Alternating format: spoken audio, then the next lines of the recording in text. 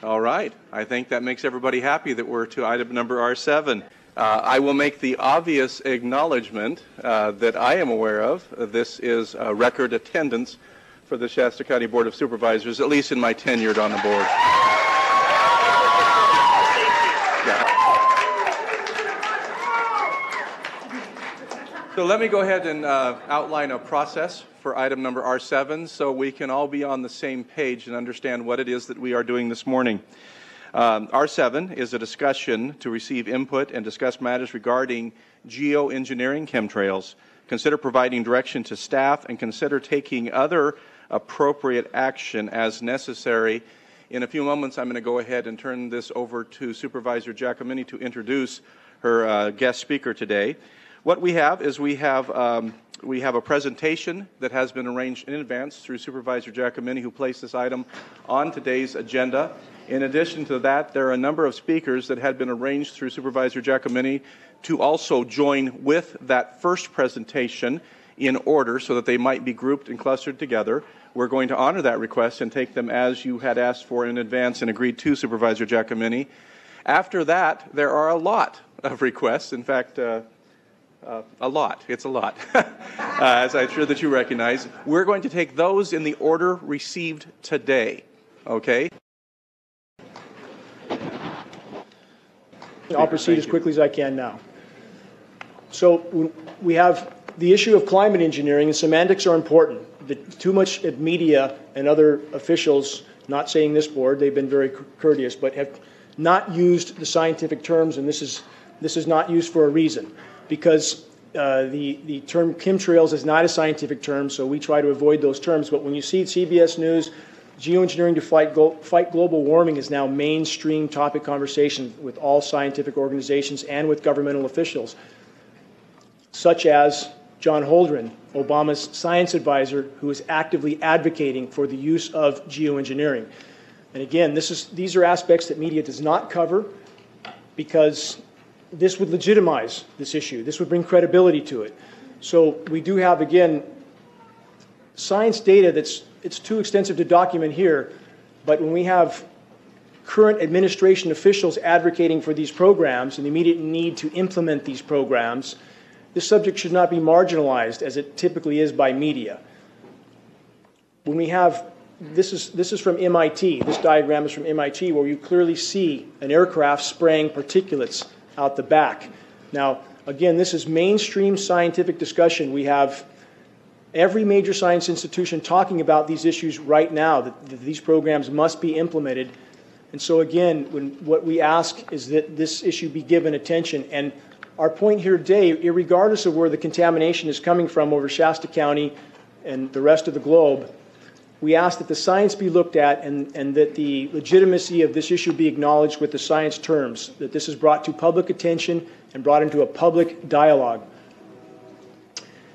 This is, again, only the tip of the iceberg for what's available for documentation. This is a 40-page congressional research document, Geoengineering Governance and Technology. There's a number of documents like this. We have, even going back to the 60s, for example, we have 80-page presidential documents outlining the scope and scale of these programs, even back that far. We see skies like this. Certainly, we have a lot of people telling us this is normal commercial traffic, that this is normal, and that this is just random flights flying wherever they fly, and that this stuff sticks in the air. But if this is random, that's not so random. Do we think that commercial aircraft fly in grid patterns? Again, the data is absolutely there, but we have major agencies telling us that this isn't so. In fact, there's a NASA document that says chemtrails aren't real. But again, they use a term that's not scientific on purpose. And at the same time, we have patents from NASA for geoengineering. So there's been a tremendous effort to try to marginalize an issue that's tremendously impactful for all of us, equally impactful. And I certainly don't see the board as adversarial to us. I mean, I'm very grateful that we've been allowed to speak here and bring this issue up to light. And for our point, I think acknowledgement and disclosure is due for, in this case, for local agencies, the contamination issue. Because I've spoken in front of California Air Resources Board. I've spoken in front of the California Energy Commission. And it seems that all these agencies are unwilling to look at this issue. And at this point, there are certain factors that can't be denied. And contamination is one of those factors. So we have NOAA, the National Oceanic and Atmospheric Administration, admitting on the record that the atmosphere is now full of particulates and they don't know where they're coming from. So this is quite astounding when you have the agency that's supposed to study this issue that's literally unable to identify the source. When I spoke in front of the California Energy Commission in Sacramento, they acknowledged the state was losing 20 to 40% of its rainfall from, quote, particulates of unknown origin. But that investigation was never followed through. There's an investigation going right now with state water quality. I spoke to that representative. Their fishing game has acknowledged that there's aluminum running down the waterways. I spoke to the representative with California State Water Quality, who made it clear that they were not going to test the rainfall for this contamination. But isn't that where runoff comes from?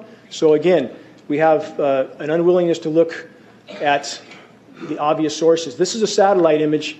It's a little foggy, but if you look closely in the bottom left quadrant, you can see aircraft trails blanket spraying the Pacific. This is visible on satellite imagery every single day. These silvery white skies we see are particulates blowing in from the coastal regions, and we have patents stating the dire need to enhance the marine layer to try to deflect some of the sun's incoming thermal energy. It's called solar radiation management. So when we have satellite imagery of this happening and planes flying in loops and grids, and we have this material blowing in on us, it's coming from somewhere. And CARB, this is important. We know this metal's falling on us. I furnished you guys today with about 40 lab tests from the state-certified labs showing a very, very substantial amount of metal. And again, aluminum does not exist in the environment in free form. That's important to remember because a lot of agencies try to say it's a common element, we should expect it. This is not the case. It doesn't exist in free form. So it's coming from somewhere, and CARB has told us it is not coming from China. So we know it's a more local origin. Now, we have a UV issue. This is another matter of disclosure for the board. We have a known, verifiable, indisputable contamination issue, and we know the board can't stop this. Nobody here expects that. We know that's far beyond the scope of the board, but we do have a contamination issue that's a danger to the citizens. So what I'm asking, is disclosure of this contamination, and we also have a very, very dangerous UV level. The bark is being burned off of trees in town. We're metering this UV with state-of-the-art meters. We're seeing UVB levels 1,200% higher than we're being told. And this is a government document, National Science Foundation, acknowledging that injecting sulfate particles, which is geoengineering, stratospheric aerosol geoengineering, will decimate the ozone layer, destroying from 1/4 to 3/4 of the ozone layer. So this is very significant, and this goes hand in hand with what we see. Again, article, unprecedented ozone hole opens up over the Canadian Arctic. We have very substantial northern hemisphere ozone depletion. Ozone depletion over even northern California is very substantial. We're seeing very dangerous UV levels. We're simply asking that that be disclosed. That's all. So again, this is a public health issue that we believe is necessary to disclose. This is a headline from a week ago. Blazing world record strongest UV rays ever measured on Earth. Many of you are familiar with the UV reading. A rating of 10 or 11 is considered extreme. NASA has just recorded, in fact, this is 11 years old. I don't know why it took 11 years for them to disclose this. Readings of 43. 43 is absolutely lethal to be outside. I mean, it's very dangerous to be exposed to that. So, again, we have very high readings here. We're asking for that to be disclosed. Health effects of UV radiation. The list is much longer than what it shows here, but we're seeing everything we would expect to go along with this exposure going off the charts. So, again, this comes down to a recognition of what's going on in our skies, and more importantly, where this board is concerned, an investigation and disclosure of the contamination and UV issue, which again is a public health hazard. These are trees in our local parking lots here.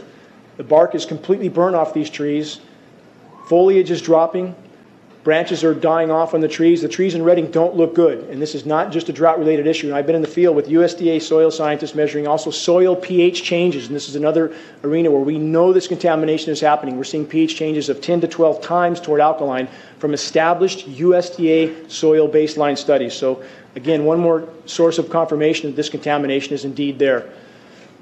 Trees in Reading, again, when I moved here 12 years ago, the trees looked outstanding in this city. Now they look quite horrific and getting worse by the day. And this is exactly what would be the known and expected effect with extensive UV damage. Geoengineering causing drought. All of us know we're being droughted out. For 10 years, I've said, because the science says so, that the more they aerosolize, the less it will rain here, period. So, again, we have yet one more confirmation of when they spray upstream in our storm track, it diminishes and disperses our rain. Mr. Wiggany, I'm going to ask a question. How Yes. much time did we have scheduled for? Okay, has that already passed? So that was a 10-minute beeper. So let's do this. How much more time do you think? 30 seconds. Okay, very good. We 30 want you to be seconds. able to conclude. Thank you. Thank you. NOAA already deciding that we're not going to get rain from El Nino, which is astounding that they would know that so quickly. Another satellite photo, and this is hard to see on this screen, but the entire, people can view this at geoengineeringwatch.org, the entire Pacific is covered with grid patterns in this shot. It's hard to see. Prevalence of Alzheimer's disease going off the charts. Autism, 10,000% increase. Known connection with aluminum, same with Alzheimer's and dementia. Alzheimer's and autism, the common link, aluminum exposure. Last slide, the right to know. That's all we're asking. The public has a right to know there's a public health hazard in regards to the heavy metal contamination and the UV radiation. That's all we're asking is for that disclosure. Thank you for the extra time. Thank you for addressing.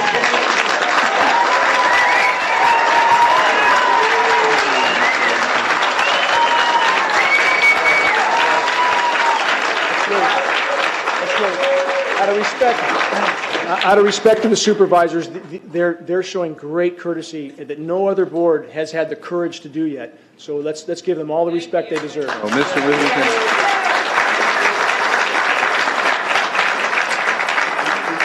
Before we move on to the scheduled additional presenters at 3 minutes apiece, and I'm going to just ask in advance as you come up that we're going to hold you to that 3 minutes. They know that. I do want to ask this board before, because you're our main presenter today, if there are any additional questions at this time from this board. Okay. So I have just two questions, and I'd like to ask you, and please excuse this. This is not meant in any other way, but out of complete respect. Could you just really concisely, what do you believe the purpose of this engineered spraying is? I mean this in all sincerity. What do you say the purpose of it is? I can tell you what the stated purpose is by governmental document and U.S. patents. Yeah, right into that mic there. I can tell you what the stated purpose is. Solar radiation management, SRM, to block the sun. That's the stated purpose. The consequences don't seem to be considered with these programs, but that is the stated purpose on almost all UN and global governance documents for these programs. Okay, and obviously you presented a great deal of material to myself and to other board members over the years, and that is the conclusion drawn. I just wanted to draw that out today because I didn't hear that specific language, so I wanted to make sure we state that. But then on a personal level, I have another question, and I've asked many people, and no one's been able to answer this question for me, so I mean this in all sincerity. Why does the spraying create a drought in California and flooding in the Mideast, or the Midwest? Thank you for asking that question. Yes, thank you. I appreciate it. When you aerosolize the storm track, and the science backs up what I'm saying word for word, you diminish and disperse the rain. This is not seeding to create rain. This is seeding to create artificial cloud cover. And because there's too many condensation nuclei, it tends to disperse that moisture exactly as we've seen over California again and again. Back to my talk in front of the California Energy Commission, they recognized this fact. I spoke to their top scientists. When you have too many particles in the air, it diminishes rain. It does not augment it if those particles are too small. So it tends to migrate moisture from one place to another, creating drought and deluge. And this is very well documented from every major science institution, from MIT, Scientific American. These effects are known. So it's not a uniform effect. It tends to disrupt the hydrological cycle completely. So when you spray upstream in the storm track, it tends to migrate that moisture somewhere else where it comes down in a deluge. And that's exactly what we see. Mr. Wigington, thank you very much. Thank you, I Les. appreciate that. Don't go away. Well, the next speaker is Rosalind Peterson, followed by Alan Buckman. Hello, my name is Iraja Sivadas. Rosalind Peterson of USDA was not able to make it today, and and Dane Wington asked me if I could fill in for her. As I said, my name is Iraja Sivadas. I'm Welcome. Thank you. I'm a disabled combat veteran. It's the longest I've stood up in a long time. I really appreciate that you are taking time to listen to us today. I am an instructor of mathematics at Shasta College and a member of a Union for Concerned Scientists. And this will be very short. I have a very short talk. There's just two main points that I'd like to make. One is that aircraft making a condensation trail is very similar in many ways to when you go outside on a cold day and exhale. You create a condensation trail. That little cloud is a condensation trail. Now, if you take a 2-mile walk on a cold day and you can turn around and you can see your condensation trail tracking all the way back for 2 miles, that's the kind of idiocy, that's how crazy it is to think that what we're looking in the sky is actually condensation trails when they travel from horizon to horizon. The second point is there's a huge amount of aluminum being found because these sprays have aluminum, strontium, barium, manganese, and there's a lot of argument that aluminum is very common to be found, but aluminum is only common in a bonded form. It's not common in a free form, and we're finding high rates of free aluminum in the soil, which is not natural. So thank you again for listening to us. Appreciate it. Thank you, Mr. Sivadas. Alan Buckman, followed by Francis Mangles.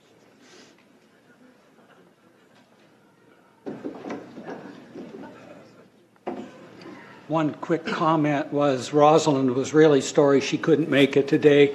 Her mother fell and broke her wrist, and so she has to take care of some hospital duties. Anyway, I'm Alan Buckman. I was a weatherman in the United States Air Force. I was a wildlife biologist with the Department of Fish and Wildlife for 38 years. I have a lot of experience, field experience. I've been studying the cloud situation and doing research for the last 12 years. Our air and our natural resources, I want to tell you that we're in very great danger from the pollution that's coming down over us. And we've been led astray by the military-industrial complex, and they're responsible for the cloud's creation and weather manipulation programs. They're dark operations. That's why they're not out in the media. Now, I'm here to give you testimony that chemtrails, they're not contrails, are indeed real. They're spraying almost every day. I sit out with my wolf dogs in the afternoon, and I watch the clouds and watch the spraying program going on. We have clouds in the sky we've never seen before. Almost every day I'm seeing clouds I've never seen before. And NASA has been even named a few of these new clouds. It's really interesting, but NASA is a corporation. I want you to know that. We were warned about the takeover of our freedoms by the military-industrial complex by both Eisenhower and Kennedy. And Eisenhower in his parting comments, and then Kennedy later. I think it's obvious now with the Citizens United and McCutcheon rulings that they're gaining traction on us, folks. We are in trouble more than just a spraying program. The metal compounds that are being used are environmentally dangerous. We need to be monitoring them. We need to be testing them.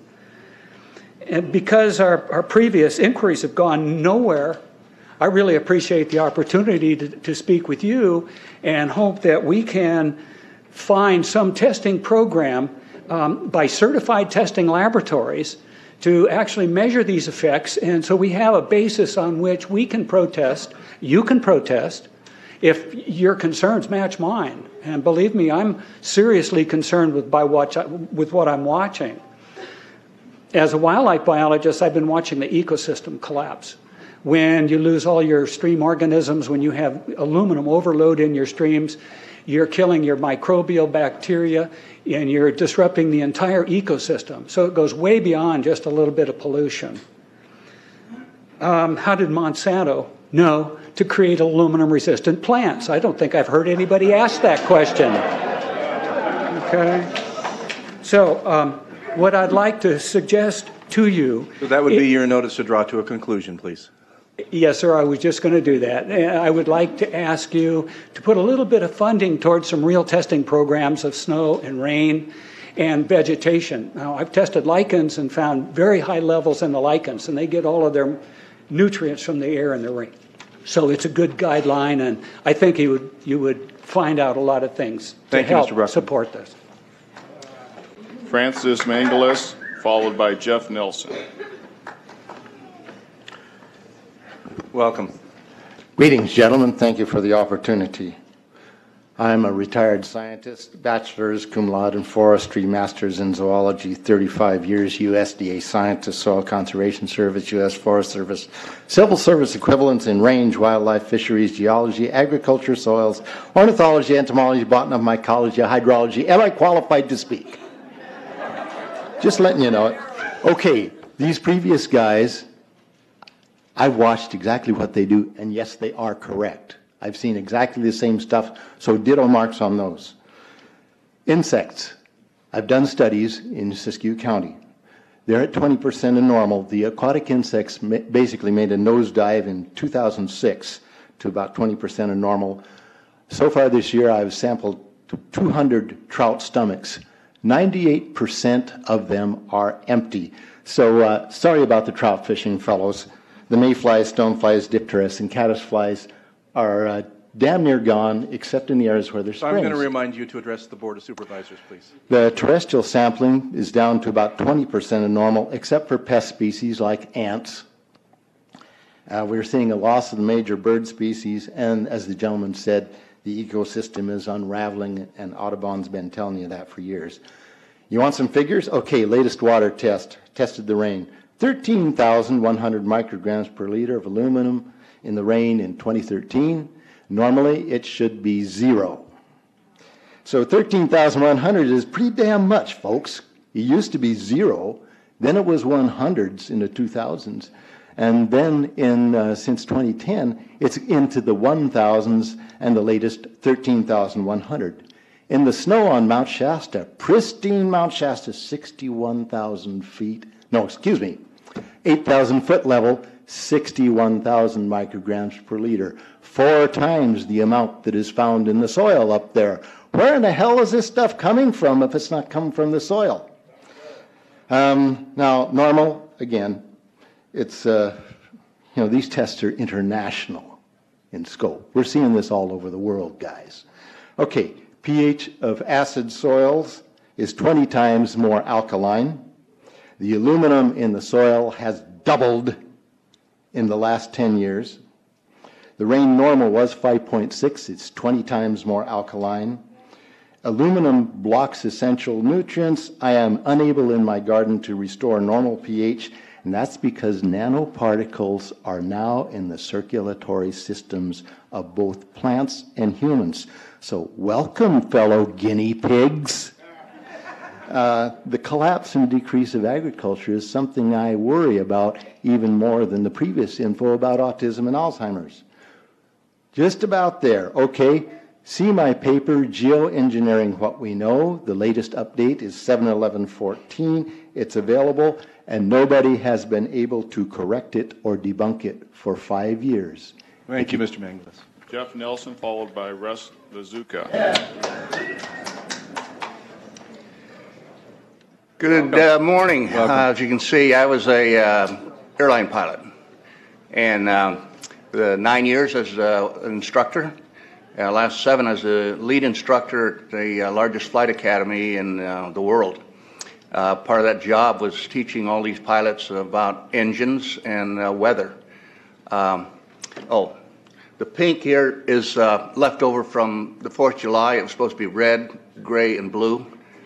And the red did not go away, it turned pink. Anyway, make it short, sweet, and simple. Jet engine is very simple. It sucks, it compresses, it bangs, and it blows. And so what happens is these turbines suck the air in, increasing the amount of density of the air, goes into a combustion chamber where it's heated and expands again, comes out as thrust at a very high temperature, similar to when you blow up a balloon, you let the balloon go and it goes straight, flying off. Now, when that hot air exits the tailpipe, this occurs, the contrails, not the chemical, the contrails occur because of cold air, minus 30. It takes a high altitude, around 30,000 feet plus, and that air turns to, there's carbon dioxide and water vapor in that exhaust. That turns to ice crystals, and that's what you see, the white stream behind it. Those white crystals of ice warm up, dissolve, and the smoke goes away. And it never lasts more than a minute. Usually it's in seconds, depending on outside air conditions. What we're seeing now, and I first could not believe it, and I started looking at the skies, and these are not normal. They're not natural. There's something going on. I don't know who it is or why they're doing it. All I can testify is it's not natural and it's not normal. It's got to be some outside influence doing that. Thank you. Thank you, Mr. Nelson. Russ Lazuka, followed by Hamid Razbis. Thank you, Mr. Chairman and board members. Rabi is the last name. Hamid, first name. I'm sorry. Yeah, that's fine. Right, I heard something Yes, similar thank you to for my correcting name. That was close enough. I'm a neurologist practicing in Reading for 17 years. And in the past 5 years, I have seen the number of patients with Alzheimer's disease, Parkinson's, and other neurodegenerative diseases tremendously increase, almost quadruple. What is the reason for that? I don't have enough knowledge and data to draw a conclusion. And basically, even no one center, even university-based center, can come to a firm conclusion for the reason for that. But the explanation that they provide to us that the reason for increased number of these patients is because of increase in the population of aging people. It means that people are getting older and stay alive because of progress of medicine, and that causes the dementia to surface up. Does not seem very convincing. Almost is like saying that dementia is like this and an act of God. On the other hand, we do know that we have a trend. We have a trend of thought for a long time that we make a mistake and we jump into a very simple, the most simple or a straightforward, fixed it at any price solution. And it seems like this is the scenario is playing at the present time. There are many activities that are reported. We hear bits and pieces, but we don't really have the whole result from it. And we do need to put the burden of proof on those who have the authority and have access to the data or the activities that are happening all over. We know that there are a small group of experts, scientists, that their conflict or lack of conflict of interest is not very clear to us. Basically have the eyes and ears of those in power in the government, and they are circulating the idea of this so-called quick fix for environmental calamities that has happened. And that is what is basically geoengineering. They provide solutions, basically, as you heard, to spray nanoparticles, very small particles, to basically reflect the dangerous irradiation from the space. So that would be your notice to draw to a conclusion? Okay, so what I'm getting to conclusion is that these nanoparticles, they basically trigger a programmed cell death in the brain, and that is the ultimate path we see in Alzheimer's. Thank you, Mr. Reese. Russ Lazuka, followed by Fred Meyer.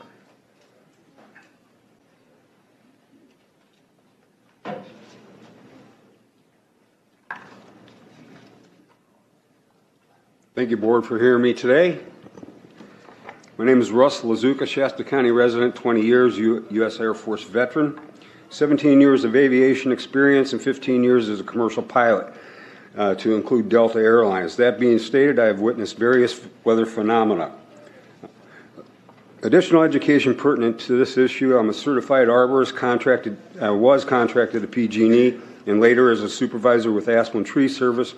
My primary job was to advise clients of hazard tree situations, meaning dying trees and removal of same. Humans in many ways react to outside environmental elements very similar as do plants. One example is absorption, and they are today in declining nature of respiratory failure. Lack of water and absorption of toxic chemicals are the main killers, along with very high UV. Commercial aircraft are assigned a code, a radar identification called a squawk. They are assigned altitudes and airways like highways in the sky. Contracted tankers, that is civilians like Evergreen, flying for the purpose of weather modification, will not have a squawk code, nor will they be on an assigned airway. They will also be on military radio channels. Commercial air traffic control will not be able to inform commercial pilots of approximate aircraft. Therefore, you look up and you see all these grid and crisscross patterns of aerosol in the sky, and there are no passengers on board. Those trails, if they are true condensation trails, will completely dissipate within 15 seconds. A statement issued by the United States Air Force that contrails become visible roughly about a wingspan behind an aircraft. A Boeing 757 has a wingspan of about 125 feet. That means behind the engines of that aircraft, you will see a chemtrail of 125 feet that will quickly dissipate. Evergreen Aviation admits the weather modification spraying. I got a patent number here. They call them chem bombs. Got a beautiful picture that you can go online and find. Tons of aerosol can be released in a line up to 250 miles or in huge clusters. That's when you see the interruptions in the sky of batches of artificial cirrus clouds. However, behind an aerosol spraying aircraft, they stream, persist, and according to the winds aloft, will dissipate only after hours of lingering because the chemicals are falling out of the sky onto the planet. I will close with this. No one has to have prescience to become informed. It's there. Look up, look around. There are no contiguous states, nor Alaska or Hawaii, nor the future state of Jefferson or any other continent who is impervious to the aerosol chemicals and contaminant particulates purposely sprayed in our stratosphere. Thank you. Thank you, Mr. Lazuka. Fred Meyer, followed by Mark McCandish. Hi, I'm not Fred Myers, but I'm stepping in for him. I'm Dr. Frank Lavolsi. I've been in the community since 1980. It's good to see you, Dr. Lavolsi. Good to see you, too. Thank you for holding this meeting. I became interested in chemtrails about 8 years ago when I was in Hawaii, and the Hawaiians are really being very vocal about it. Every place I've gone in the world now, and most recently Quebec and Prince Edward Island, Nova Scotia, Maine, and Massachusetts, they're all over the place. I'm also a pilot, and I've flown into Travis Air Force Base on several occasions. There's a whole area designated to replenishing these planes that fly and drop this chemical on us. It's totally guarded. The people that are loading these planes with the chemicals are dressed in complete hazmat outfits. So if this is not harmful, why are they in a complete hazmat outfit? For those of you who don't know what a hazmat outfit, it looks like a spacesuit. So they're wearing this and we're not. As a doctor, I can tell you there's been about a 25% increase in lung problems in this area and in most areas that they're spraying. Secondly, I concur about the increase in number of Alzheimer's. They have since been able to take the aluminum and micronize it, which means it'll stay up longer. But it also means, and I don't know if any of you have noticed a metallic taste in your mouth when they're spraying, but you inhale that, it goes up through your cribriform plate and through your sinuses and into the brain. If you remember 8 to 10 years ago, there was this big move to get rid of aluminum from underarm deodorant because it would cause Alzheimer's. Look what they're doing to us now. Any agency I've called, I've been stonewalled. Oh, this is being put on by the UN. Now, since when does the UN have airspace activity over the United States of America, or also over any other country, for that matter? And if that's the case, who's paying for it? And I bet you the taxpayer is paying for it. So all I can say is it's about time we get up in arms about this, because it is affecting our health. I look around and I see people are starting to look up and see this. Many times I've spoken about chemtrails, and I get this blank look on my face. What are you talking about? I'm saying, look up. As a pilot, before I fly, I look up. And so, boy, they're really out there working. I really thank you for this opportunity to speak, but it's high time that we as citizens of this great country take action. Thank you, Dr. Labolsi. Mark McCandish, followed by Arundel Spindaleas. Thank you very much for this opportunity. I came here mostly as a person who's worked in the military-industrial complex, worked on F-106s in the Air Force, had a secret clearance, worked as a consultant to a variety of the top aerospace companies as a conceptual artist and a designer. I've had a secret clearance for a number of years, and I've worked on systems that are still classified today, 20 years later. I want to give you a little bit of history on the background behind nanoparticles, has been described before. A nanometer is 1/1,000,000th of a meter. It's very small. In fact, if you have particles, say, that are 40 or 50 nanometers across, you can take and line 50 of them up next to a single red blood cell. These things are extremely tiny. They're pervasive. The manufacturing processes, there's probably 5 or 6 different ones that I know of. There's probably others. But the explosion of nanotechnology has grown since the late 1980s, early 1990s, and is now growing exponentially. If you've ever seen or heard of a grain silo explosion, where particles of grain grind against one another, produce a dust, and then one spark will set it all off in an explosion. This is kind of exemplary of what nanoparticles represents in terms of the impact that they have on the environment, because you can spread so many small little particles through the environment, it dramatically increases the surface area that's in that environment, because there's so many of them. When you look up at the sun and you see a white haze, that is aluminum floating in the air right now, and it's coming from the aircraft. Now, as it happens, the Air Force conducted a study starting in 1993. It was called In Vitro Toxicity of Aluminum Nanoparticles in Rat Alveolar Macrophages. That's a real fancy way of saying testing the effect of aluminum nanoparticles on the white blood cells in the little air sacs in your lung, the alveoli. And what they found in this 8-year study was that these particles, when you're exposed to them long enough, it suppresses the ability of your white blood cells to defend you from airborne infections coming into your lungs. So it suppresses your immune system. But they also found that these same particles, once they get into your system, they can actually go through the barrier in each one of the cells. They get inside the cells, and these particles can actually suppress the ability of mitochondria, which are in the cells that help to gobble up toxins and things that would be harmful to the nucleus and the reproduction process of the cells in your body. These processes are suppressed, and so essentially by breathing this material in, your immune system is dramatically suppressed. Now, in addition to this, the materials that are going into the environment right now, aluminum oxide nanoparticles and barium nanoparticles, these just happen to be the same materials that they use in nanothermate explosives. And so when this stuff settles down out of the air into the environment, it is small enough to be absorbed through the root structure of the trees in the forest. And so when there's a forest fire, and there will be a forest fire, those fires burn dramatically hotter.